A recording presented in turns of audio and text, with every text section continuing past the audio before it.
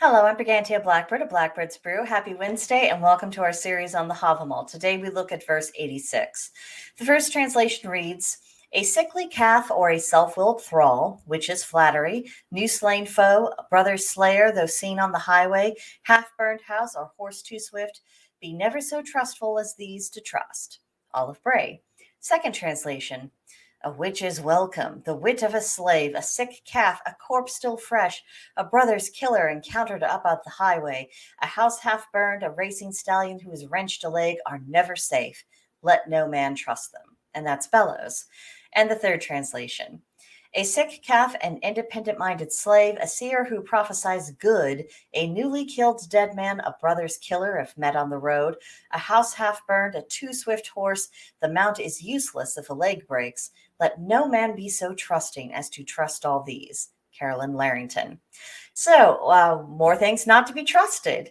A few fall under the category of "it's too good to be true," such as, you had a relative who was murdered, and then you see the person who did it, and this seems like a really good time for vengeance. Or there's a fast horse that's a trifle too fast and reckless. Or there's a witch who perhaps doesn't hold you in high favor, and suddenly that witch is telling you really nice things.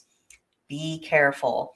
I mean, and really, by the time we finished up this section of verses, we'll all have trust issues, but the kind of trust issues that are hopefully aligned with the mindset of someone who is sensible and has warranted caution. And that's been the theme of the past few weeks in this series. Be careful what you are lending credibility to. Not everything or everyone is worthy of that. When we forget this reality, it gets us hurt. And I realize that at this point of the series, people may be thinking, yeah, okay, got it. The point has been made. Can the Havamal move on already? But I think that there's a good reason why verse after verse after verse continues to carry on in this fashion. These things are all reminders of what we ought to know. And sometimes we forget that we know them, or we act as though we don't know because, we're distracted, we're in a hurry, rushing through life, and we don't stop to connect the dots.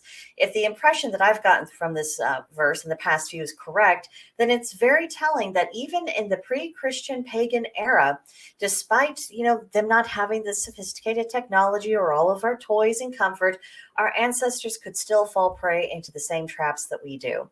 How much more do we need to be on our guard in modern times? Our distractions aren't just available to us, they permeate every aspect of our life. We have technology seeking us out so that we can be distracted. So acting sensibly is going to require a deliberate application of willpower. We are vulnerable, and we should probably learn to be more cautious as a result of that vulnerability. At least that's what I took from this verse. Share your own impressions with me in the comments, or come pay me and the rest of the gang a visit at Blackbird's Brew on Gilded. Link in the description box below to join us, and hope to see you soon. But that will do it for now, and I'll see you next time. Bye.